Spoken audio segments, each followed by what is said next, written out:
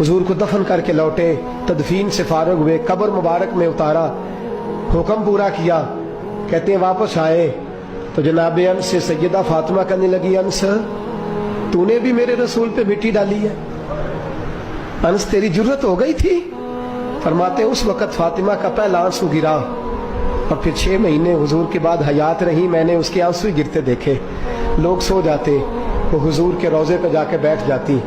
कहते मैं समझाता बहलाता, लेकिन फातिमा कहती अली सब्र अपनी जगह, कर्म अपनी जगह। और मैं तुझे क्या बताऊं, बहन भाई पहले सारे चले गए, वालदा पहले छोड़ गई, अब हुजूर अलैहिस्सलातु सलाम ने भी पर्दा डाल लिया है, मुझे चार और जानिब कुछ दिखाई नहीं देता।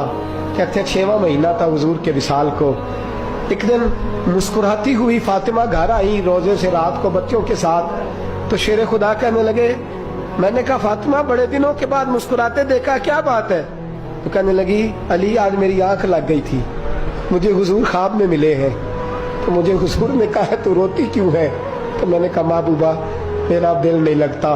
तो फरमाया बेटी तैयारी कर, तू मेरे पास आने वाली है। हजरत अली फरमाते बस फातिमा बीमार हुई, चंद दिन गुजरे तो मुझे बुलाया और कहने लगे अली वक्त जाने का आ गया है, ये अली के घर की है इज्जत अली से सुनते, नबी के घर की है इज्जत नबी से सुनते। वो जिसने मुअज़्ज़ज़ किया घराने को, हुसैन पाल के जिसने दिया जमाने को, जाने का वक्त आ गया है अली।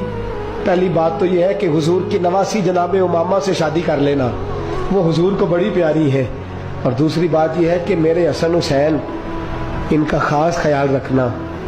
और तीसरे लफ्ज कहे तो हजरत अली तड़प के रोए, कहने लगी मैंने वक्त गुजारा है, आपकी हुकूक मेरी जिम्मेदारी थे, मैं इंसान थी भूल जाती थी, अगर मुझसे कहीं कोई कमी रह गई हो तो मुझे रज़ाए इलाही से दरगुजर करना, कहीं मैं हुजूर के सामने जाके शर्मिंदा ना हो जाऊं। शेर खुदा करम अल्लाह ताला वजहुल करीम फरमाते मैंने हाथ थामा और मैंने कहा फातिमा अली का बड़ा मर्तबा था, पर जो तेरी निस्बत से कमाल था वो तेरा ही था। तू कैसी बात करती है, तूने तो हद कर दी, शहजादी हो के मेरे घर में खादिमों की तरह रही। हजरत फातिमा रज़ियल्लाहु ताला अन्हा का दूसरा हुक्म ये हुआ कि मुझे रात को दफनाया जाए। और फरमाया मेरे पहले मदीने में ऐसा नहीं होता था, ये हजरत फातिमा ने सबसे पहले कहा। फरमाया मेरी चारपाई के साथ लगा के ना शाखें, चारपाई के साथ तो ऊपर ला के उन्हें ऊपर से बांध देना और उन शाखों के ऊपर एक कपड़ा डालना, मेरे कफन पर भी किसी की नजर न पड़ जाए।